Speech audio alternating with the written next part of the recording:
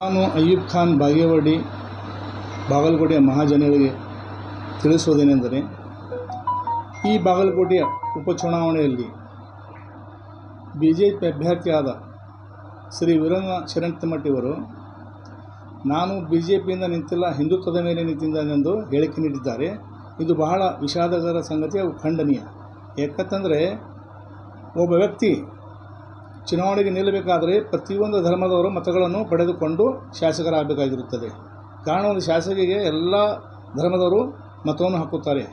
ಇವರು ಜಾತಿಯ ಆಧಾರದ ಮೇಲೆ ನಾವು ಹಿಂದುತ್ವದ ಮೇಲೆ ಚುನಾವಣೆ ಮಾಡುತ್ತಿದ್ದೆ ಎನ್ನುವುದು ಬಹಳ ವಿಷಾದಕರ ಸಂಗತಿ. ಹಾಗೂ ಸದರಿ ಅವರು ಈ ಚುನಾವಣೆಗಿಂತ ಪೂರ್ವದಲ್ಲಿ ಪಂಕಾ ಮಸೂದೆಯನ್ನು ಕೀಲಿ ಹಾಕಬೇಕು ಹಾಗೂ ಪಂಕಾ ಮಸೂದೆಯ ಕಮಿಟಿಯ ಸದಸ್ಯರನ್ನು ಬಂಧನಗೊಳಪಡಿಸುವಂತೆ ಯಾವಾಗ ಅವರು ಹೇಳಿದರು, ಅವತ್ತೇ ಅವರು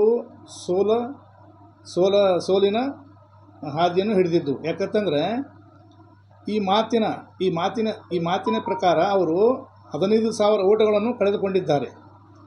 ಈ ಹೇಳಿಕೆಯಿಂದ ವೀರಣ್ಣ ಶರಣತಮಟ್ಟಿಯವರು ತಮ್ಮ ಸುತ್ತಮುತ್ತಲಿನ ತನ್ನ ಸುತ್ತಮುತ್ತ ಸೋಲಿನ ಗೋಡೆಯನ್ನು ಕಟ್ಟಿಕೊಂಡಿದ್ದಾರೆ. ಅವರು ತನ್ನ ಕಾಲ ಮೇಲೆ ಕಲ್ಲು ಹಾಕ್ಕೊಂಡಿದ್ದಾರೆ. ಯಾಕಂತಂದ್ರೆ ಯಾವುದೇ ಚುನಾವಣೆಯಲ್ಲಾಗಲಿ, ಯಾವುದೇ ಅಭ್ಯರ್ಥಿ ಆಗಲಿ ಜಾತ್ಯತೀತ ಮನೋಗಳ ವ್ಯಕ್ತಿ ಇರಬೇಕು. ಇವರು ಜಾತಿ ಆಧಾರದ ಮೇಲೆ, ಹಿಂದುತ್ವದ ಆಧಾರದ ಮೇಲೆ ಚುನಾವಣೆ ಎದುರಿಸುತ್ತಿದ್ದು ಖಂಡನೀಯ ಹಾಗೂ ವಿಷಾದಕರ ಸಂಗತಿ. ಕಾರಣ, ಇವರ ಪಕ್ಷ ಈ ಚುನಾವಣೆಯಲ್ಲಿ ಸೋಲು ಖಚಿತ.